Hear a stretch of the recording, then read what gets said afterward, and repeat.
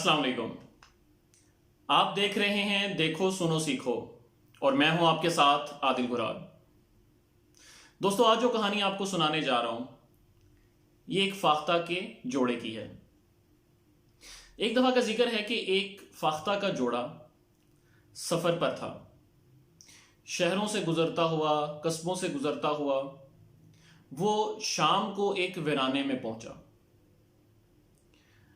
अब नर फाख्ता ने बी फाख्ता को बोला कि हमें रात यहीं पे गुजारनी पड़ेगी और फिर हम कल अपने आबाओ अजदाद के इलाकों में पहुंच जाएंगे। बी फाख्ता ने बोला कि नर फाख्ता, मुझे इस वीराने से डर लग रहा है। मैंने सुना है कि जो इलाके इस तरह के वीरान, उजाड़ और बर्बाद हों वहां पर उल्लुओं का बसेरा जरूर होता है। यानी उल्लुओं का बसेरा जहां पर हो जाए वो इलाके वीरान हो जाते हैं। नर फाख्ता ने बोला, सुना तो मैंने भी यही है, लेकिन अब क्या किया जाए, शाम तो गुजारनी है। ये दोनों अभी इस बातों में मशगूल थे कि एक उल्लू ने इनकी बातें सुन ली। वो अपने घर से उड़ता हुआ इनके पास आया, आकर इनका हाल अहवाल पूछा और पूछा कि आप दोनों मुसाफिर हो और कहां पे जा रहे हो। इन दोनों ने बताया कि हम दोनों मुसाफिर जो हैं अपने आबाओ अजदाद के इलाकों में जाना चाह रहे हैं, लेकिन चूंकि शाम हो गई है, अब इस वक्त उड़ना और अपने इलाकों में जाना जो है वो खतरे से हाली नहीं। तो उल्लू ने बोला, इसमें कोई परेशानी वाली बात नहीं है, आप दोनों मेहमान हो हमारे इलाके में, आप दोनों मेरे घर में रात गुजार सकते हो। मैं आप दोनों की ज़ियाफत भी करूंगा और आप दोनों को बिस्तर भी दूंगा सोने के लिए। बी फाख्ता ने नर फाख्ता से मशवरा करते हुए बोला कि मुझे डर लग रहा है इस उल्लू से। जबकि नर फाख्ता ने बोला, इसमें डरने की कोई बात नहीं, हमें आज शाम रुकना तो है ये। अगर इस तरह बाहर रुकेंगे तो कोई सांप, बिच्छू, कोई जानवर हमें खा सकता है, जबकि उल्लू के घर में जो है हमारी हिफाजत भी होगी। उल्लू चूंकि पूरी रात जागते हैं तो ये पहरा भी दे देगा। अब खैर दोनों उल्लू के घर चले गए। अब उल्लू ने उनकी वाकई बहुत ज़ियाफत की, खाना तरह तरह के बनाकर इनको दिए, मशरूबात दिए और सोने के लिए बिस्तर भी दिया। और उल्लू ने बोला कि आप दोनों सो जाइए, जब सुबह होगी तुलुए आफ्ताब के वक्त मैं आप दोनों को उठा दूंगा और मैं आप दोनों की हिफाजत के लिए घर से बाहर पहरा भी दे रहा हूं। दोनों मियाँ बीवी आराम से, सुकून से सो गए। उल्लू ने पूरी रात पहरा दिया। जब सुबह हुई तो उल्लू ने दोनों को जगाया। नर फाख्ता ने शुक्रिया अदा किया और जाने के लिए इजाजत मांगी। उल्लू ने जाने के लिए इजाजत दे दी। जब बी फाख्ता ने शुक्रिया अदा किया और जाने के लिए इजाजत मांगी तो उल्लू ने बोला, बी फाख्ता, आप किधर जा रही हो, आप तो मेरी बीवी हो।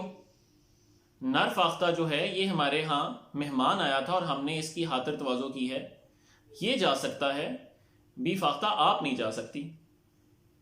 बी फाख्ता परेशान होगी, नर फाख्ता भी परेशान हो गया कि ये उल्लू कैसी बातें कर रहे हो।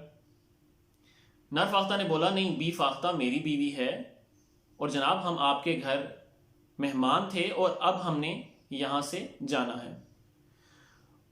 उल्लू ने गुस्से से बोला कि शायद आपको मेरी बात की समझ नहीं आ रही, बी फाख्ता मेरी बीवी है और नर फाख्ता यहां से जा सकता है, और अगर तुम कहते हो कि ये तुम्हारी बीवी है तो तुम कोई गवाह ले आओ। अब नर फाख्ता के पास गवाह तो था नहीं। उसने बोला, मेरे पास इधर कोई गवाह नहीं है, लेकिन हम दोनों कह रहे हैं कि हम एक दूसरे के मियाँ बीवी हैं। उल्लू ने बोला कि इस तरह नहीं फैसला हो सकता। एक और तरीका यह है कि हमारे हाँ एक काजी है, अगर वो फैसला दे दे कि बी फाख्ता नर फाख्ता की बीवी है तो तुम इसको लेकर जा सकते हो। अब नर फाख्ता मरता क्या ना करता, उसने बोला ठीक है, मुझे मंजूर है।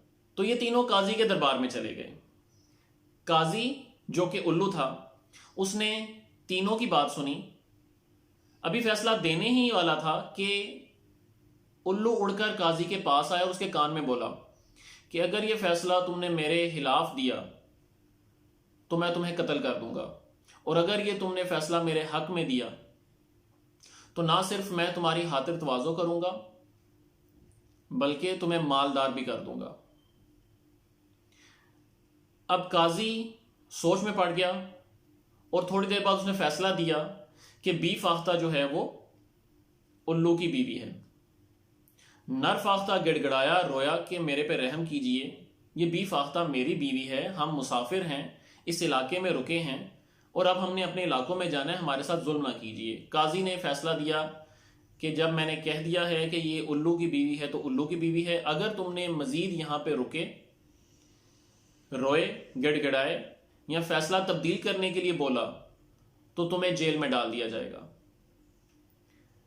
नर फाख्ता परेशानी में दरबार से बाहर निकला।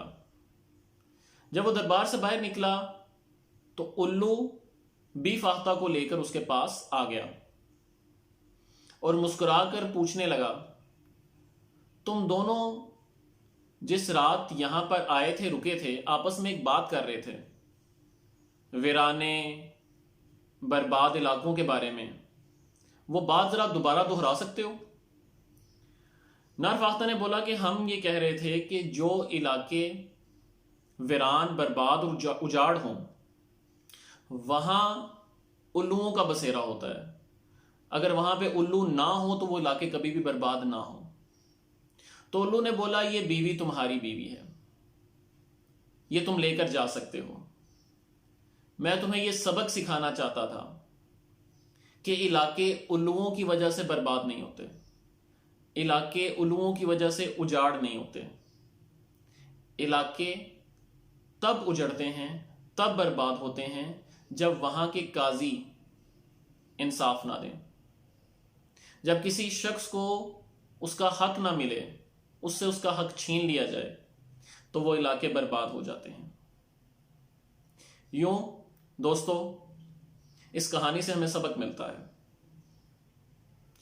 कि ये ना सिर्फ काजी जज की बात की जा रही है, ये हर उस शख्स से कहा जा रहा है कि जो जिस भी शोबे से ताल्लुक रखता है, अगर वो अपने शोबे से इंसाफ नहीं करेगा, अगर वो बीइंग मैनेजर होते हुए या बीइंग बॉस होते हुए अपने जो दोस्त, कुलीग्स और साथ वाले हैं उनके साथ इंसाफ नहीं करेगा, तो वो इलाके, वो दफ्तर, वो शहर, वो ऑर्गेनाइजेशंस सारी बर्बाद और तबाह हो जाएंगी। उम्मीद है आपको कहानी अच्छी लगी होगी। इंशाल्लाह कल एक नई कहानी के साथ हाजिर खिदमत होंगे। अल्लाह हाफ़िज़।